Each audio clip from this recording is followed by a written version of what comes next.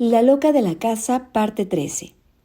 Supongo que no tengo más remedio que hablar del enojoso tema de las mujeres.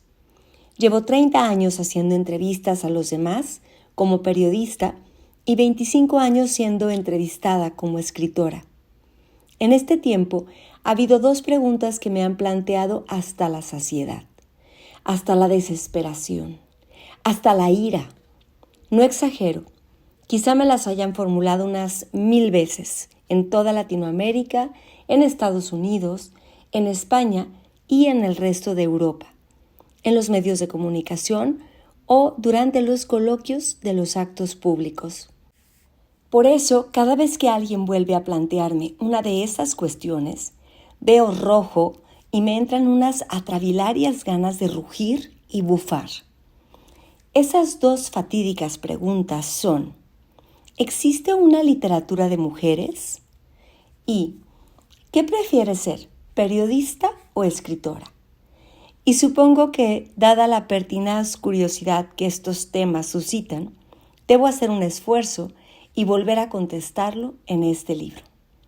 En el transcurso de un simposio internacional sobre la literatura de mujeres, celebrado en la Universidad de Lima en 1999, dije por primera vez en público una frase que luego he visto repetir a otros, convertida en un tópico colectivo. Que se me perdone la jactancia, ¡ay, la vanidad!, de reclamar la autoría de la frase. Pero quizás sea la única ocasión en la que un pensamiento mío adquiera vida propia y pase a formar parte de los dichos anónimos de una sociedad. Y lo que dije fue: cuando una mujer escribe una novela protagonizada por una mujer, todo el mundo considera que está hablando sobre mujeres. Mientras que cuando un hombre escribe una novela protagonizada por un hombre, todo el mundo considera que está hablando del género humano. No tengo ningún interés, absolutamente ninguno, en escribir sobre las mujeres. Quiero escribir sobre el género humano, pero da la casualidad de que el 51% de la humanidad es de sexo femenino. Y como yo pertenezco a ese grupo, la mayoría de mis protagonistas absolutos son mujeres. Del mismo modo que los novelistas varones utilizan por lo general personajes principales masculinos. Y ya va siendo hora de que los lectores hombres se identifiquen con las protagonistas mujeres. De la misma manera que nosotras nos hemos identificado durante siglos con los protagonistas masculinos, que eran nuestros únicos modelos literarios. Porque esa permeabilidad, esa flexibilidad de la mirada, nos hará a todos más sabios y más libres. Pero tendré que remontarme hasta el principio, hasta el muy tedioso ABC del tema, y volver a contar una vez más las obviedades. Para empezar por la primera, no existe una literatura de mujeres.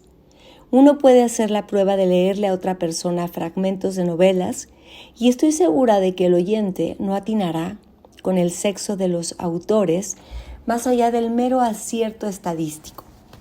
Una novela es todo lo que el escritor es: sus sueños, sus lecturas, su edad, su lengua, su apariencia física, sus enfermedades, sus padres, su clase social, su trabajo y también su género sexual, sin duda alguna. Pero eso, el sexo, no es más que un ingrediente entre muchos otros. Por ejemplo, en el mundo occidental de hoy, el hecho de ser mujer o ser hombre impone menos diferencias de mirada que el hecho de provenir de un medio urbano o de un medio rural. Por lo tanto, ¿por qué se habla de literatura de mujeres y no de literatura de autores nacidos en el campo? O de literatura de autores con minusvalías físicas, pongamos por caso, que seguro que te dan una percepción de la realidad radicalmente distinta. Lo más probable es que yo tenga mucho más que ver con un autor español varón de mi misma edad y nacido en una gran ciudad que con una escritora negra sudafricana y de 80 años que haya vivido en el apartheid. porque las cosas que nos separan son muchas más que las que nos unen. Me considero feminista o, por mejor decir, antisexista, porque la palabra feminista tiene un contenido semántico equívoco. Parece oponerse al machismo y sugerir, por tanto, una supremacía de la mujer sobre el hombre, cuando el grueso de las corrientes feministas no solo no aspiran a eso, sino que reivindican justamente lo contrario, que nadie resulte supeditado a nadie en razón de su sexo, que el hecho de haber nacido hombres o mujeres no nos encierre en un estereotipo. Pero mi preferencia por el término antisexista no quiere decir que reniegue de la palabra feminista, que puede ser poco precisa, pero está llena de historia y resume siglos y siglos de esfuerzos de miles de mujeres y hombres que lucharon por cambiar una situación social aberrante. Hoy todos somos herederos de esa palabra. Hizo que el mundo se moviera y me siento orgullosa de seguir utilizándola. Ahora bien, el hecho de considerarte feminista no implica que tus novelas lo sean. Detesto la narrativa utilitaria y militante, las novelas feministas, ecologistas, pacifistas o cualquier otro ista que pensarse pueda. Porque escribir para dar un mensaje traiciona la función primordial de la narrativa, su sentido esencial, que es el de la búsqueda de sentido. Se escribe pues para aprender, para saber, y una no puede emprender ese viaje de conocimiento llevando previamente las respuestas consigo. Más de un buen autor se ha echado a perder por su afán doctrinario, aunque a veces, en algunos casos especiales, se da la circunstancia de que el propio talento salva al escritor de la ceguera de sus prejuicios. Como le sucedió, por ejemplo, a Tolstói, que era un hombre extremadamente retrógrado y machista. De hecho, se planteó escribir Ana Karenina a modo de ejemplo moral de cómo la modernidad destruía la sociedad tradicional rusa. Pretendía explicar que el progreso era tan inmoral y disolvente que las mujeres incluso cometían adulterio. La novela partió de este prejuicio arcaico, pero luego el poderoso don narrativo de Tolstói, su daimon, sus brownies, le sacaron del encierro de su ideología y le hicieron rendirse a la verdad de las mentiras literarias. De ahí que en su novela terminara emergiendo lo contrario de lo que pretendía: la hipocresía social, la victimización de Ana, la injusticia del sexismo. Por lo demás, ningún daimon parece estar dispuesto a salvar de sus prejuicios a los críticos, académicos, enciclopedistas y demás personajes de la cultura oficial. Quiero decir que, si bien en el mundo occidental la situación ha mejorado muchísimo, la cultura oficial sigue siendo machista. En los simposiums suele seguirse citando a las escritoras como un capítulo aparte, un parrafito ajeno a la conferencia principal. Y en cuanto a la literatura de mujeres, apenas si aparecemos en las antologías, en los sesudos artículos universitarios, en los resúmenes de fin de año o década o siglo que suelen hacer de cuando en cuando los medios de comunicación. No estamos suficientemente representadas en las academias o en las enciclopedias, ni se nos suelen cargar las ponencias serias en los encuentros internacionales. Los críticos son a menudo tremendamente paternalistas y muestran una inquietante tendencia a confundir la vida de la escritora con su obra, cosa que no les pasa con los novelistas varones. A ver, en todas las novelas de mujeres, una literatura contemplativa y sin acción, aunque sea el thriller más trepidante. Y desde luego, como decíamos al principio, a pensar que aquello que escribe una mujer trata tan solo de mujeres y es, por consiguiente, material humano y literario de segunda. Por fortuna también esa retrógrada cultura oficial se va feminizando. Cada día hay más eruditas, críticas y profesoras universitarias y eso está cambiando la situación. Pero algunas de estas profesionales se empeñan en hacer reseñas, antologías y estudios literarios desaforadamente feministas, es decir, ideologizados hasta el dogmatismo. Y, desde mi punto de vista, casi tan sexistas y contraproducentes como el prejuicio machista. Aunque parten desde la orilla contraria, también ellas piensan que lo que escribe una mujer trata tan solo de mujeres. Recordemos que las mujeres vivíamos en un vertiginoso abismo de desigualdad hasta hace muy poco. No se nos dejó ni siquiera estudiar en la universidad hasta bien entrado el siglo XX. No se nos ha dejado votar hasta hace unos 70 años en Francia, en 1944, por ejemplo. Durante muchísimo tiempo, en fin, no podíamos trabajar, ni viajar solas, ni tener autonomía legal. Venimos del infierno, de un horror muy cercano que parece habérsenos olvidado. Y estoy hablando tan solo del mundo occidental, que es el que ha evolucionado. En las 2/3 partes del planeta, la mujer sigue siendo un ser carente de derechos. Con semejante panorama, es natural que hubiera muy pocas escritoras. Ya se sabe que según las modernas teorías, es bastante probable que muchas de las obras anónimas sean el producto literario de una mujer que no podía dar a conocer su autoría. Por otra parte, un buen número de escritoras se ampararon en seudónimos masculinos para poder trabajar y publicar, como George Eliot o George Sand o nuestra Fernán Caballero o la misma Isaac Dinesen, o usaron el nombre de sus maridos, convirtiéndose así en sus sufridas negras literarias, como en el caso de los primeros libros de Colette, firmados por Willy, o toda la obra de nuestra María Lejárraga, publicada bajo el nombre de Martínez Sierra, el inútil cónyuge que se hizo pasar durante todo el siglo XX, la superchería se ha descubierto hace muy poco, por un autor teatral de gran éxito. Siendo, como eran excepcionales en su entorno, la mayoría de ellas intentaban escribir como hombrecitos. En sus obras medio periodísticas, George Sand, por ejemplo, llegaba a hablar de sí misma como si fuera varón, en una especie de travestismo narrativo, porque no había modelos expresivos femeninos que pudiera utilizar. Si se hubiera puesto a sí misma como mujer, el texto hubiera resultado demasiado chirriante, demasiado chocante para los lectores. Se hubiera salido de la convención narrativa del momento. Esto es importante.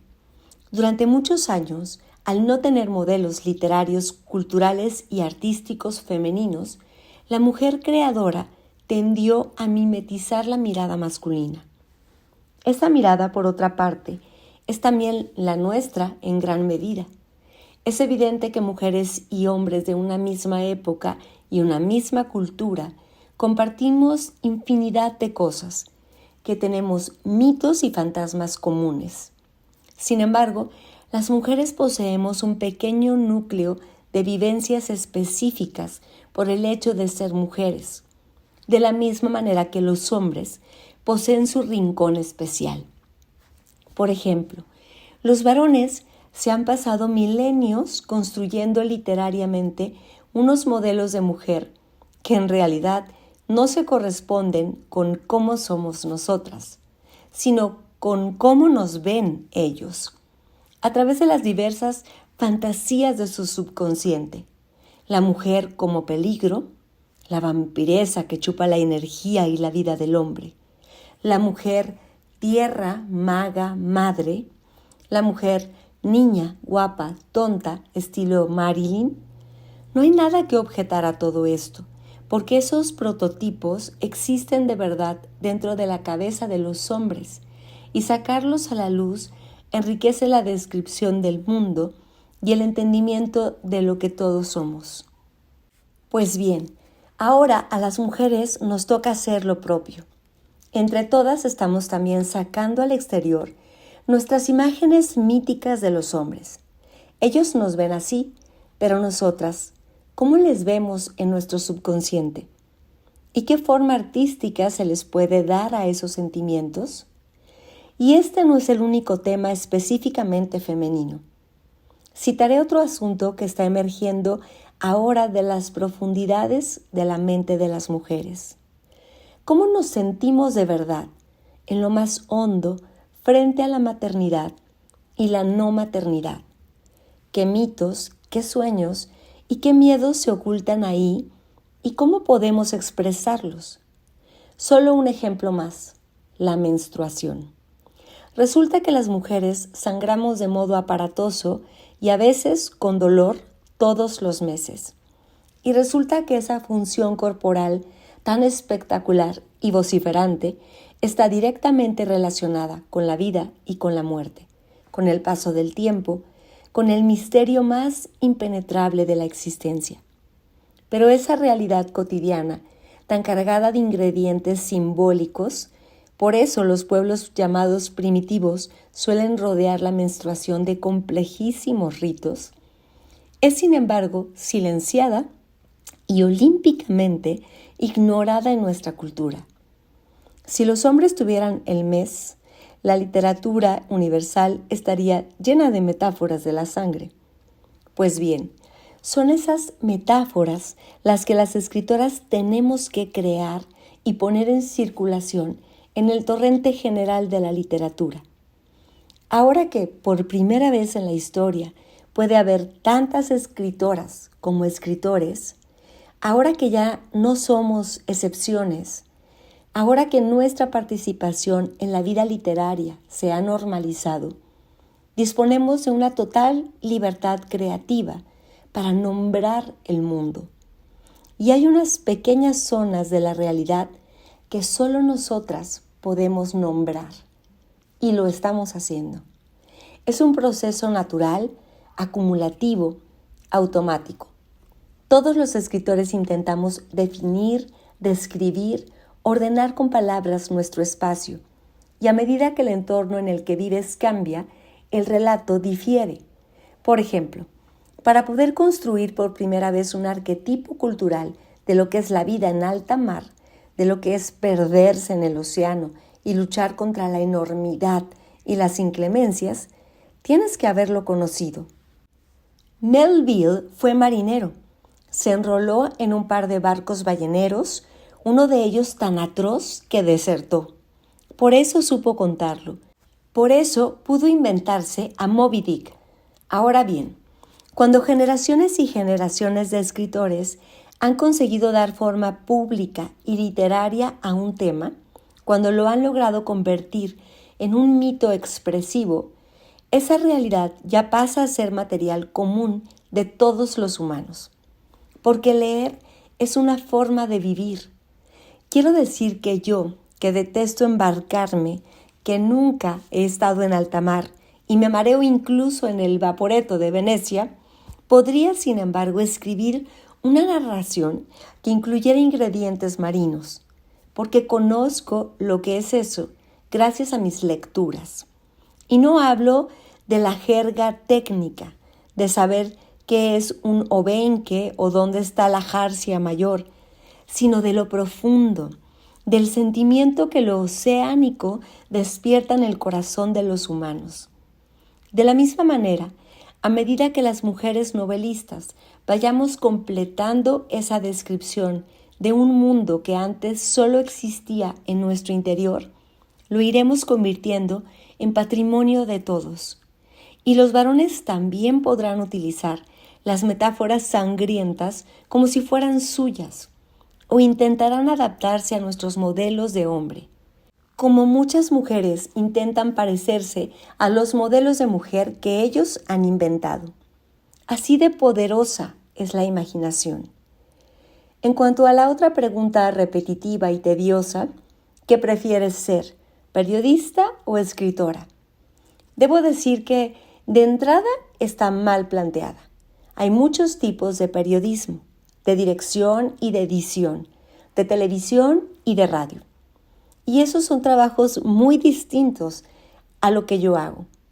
El periodismo al que me dedico, que es el escrito, de plumilla, de articulista y reportera, es un género literario como cualquier otro, equiparable a la poesía, a la ficción, al drama, al ensayo, y puede alcanzar cotas de excelencia literaria tan altas como un libro de poemas o una novela, como lo demuestra A Sangre Fría de Truman Capote, esa obra monumental que en realidad no es ni más ni menos que un reportaje. Por otra parte, es muy raro el escritor que cultiva un solo género. Lo habitual es que se sea, por ejemplo, poeta y ensayista, narrador y dramaturgo. Yo me considero una escritora que cultiva la ficción, el ensayo y el periodismo. No sé por qué parece sorprender a la gente que compagines periodismo y narrativa, cuando es algo de lo más común. Si repasamos la lista de los escritores de los 2 últimos siglos, por lo menos la mitad, y probablemente más, han sido periodistas. Y no me refiero ya a Hemingway y García Márquez, que son los nombres tópicos que siempre se citan, sino a Balzac, George Eliot, Oscar Wilde, Dostoyevsky, Graham Greene, Dumas, Rudyard Kipling, Clarín, Mark Twain, Italo Calvino, Goethe, Naipaul y muchísimos más, tantos que no acabaríamos nunca de nombrarlos. De hecho, esta pregunta solo puede haber sido formulada en el siglo XX, más aún, en la segunda mitad del siglo XX, porque antes las fronteras entre lo periodístico y lo narrativo eran sumamente borrosas.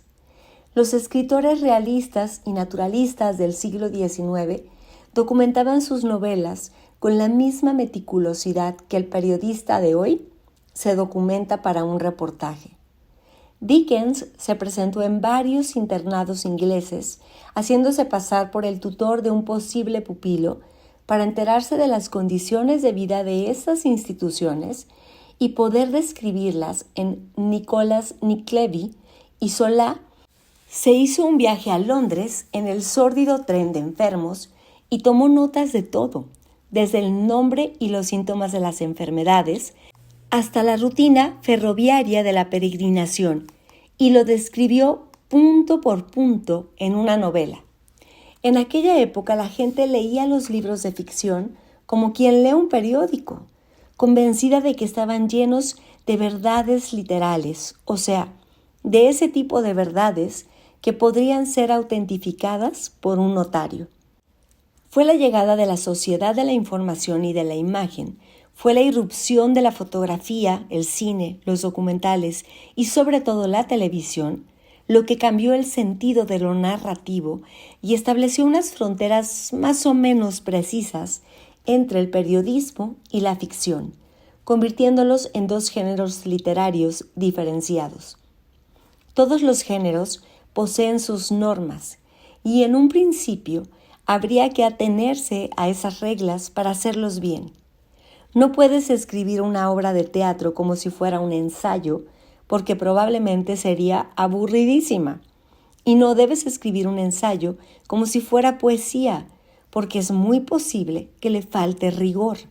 Del mismo modo, no puedes escribir una novela como si fuera periodismo, o harás una mala novela. Ni periodismo como si fuera ficción, porque harás mal periodismo. Luego, claro, todos estos límites pueden ser ignorados y traspasados cientos de veces, porque además hoy la literatura está viviendo un tiempo especialmente mestizo en el que predomina la confusión de géneros. Este mismo libro que estoy escribiendo es un ejemplo de ello. Pero para poder romper los moldes hay que conocerlos previamente. De la misma manera que para poder hacer cubismo, antes había que saber pintar de modo convencional. Picasso, Dixit. Y así hay que tener muy claro que el periodismo y la narrativa son géneros muy distintos e incluso antitéticos. Por ejemplo, en periodismo, la claridad es un valor. Cuanto menos confusa y menos equívoca sea una pieza periodística, mejor será. Y en novela, en cambio, lo que vale es la ambigüedad. Quizá podríamos decir, para resumir la diferencia fundamental, que en periodismo hablas de lo que sabes y en narrativa de lo que no sabes que sabes. Personalmente, en fin, yo me siento sobre todo novelista. Empecé escribiendo ficciones, unos cuentos horrorosos de ratitas que hablaban a los 5 años de edad. Y si me hice periodista, fue por tener una profesión que no se alejara demasiado de mi pasión de narradora. Puedo imaginarme fácilmente sin ser periodista, pero no me concibo sin las novelas. Si se me acabara ese tumulto de ensueños narrativos, ¿cómo me las iba a arreglar para seguir levantándome de la cama todos los días?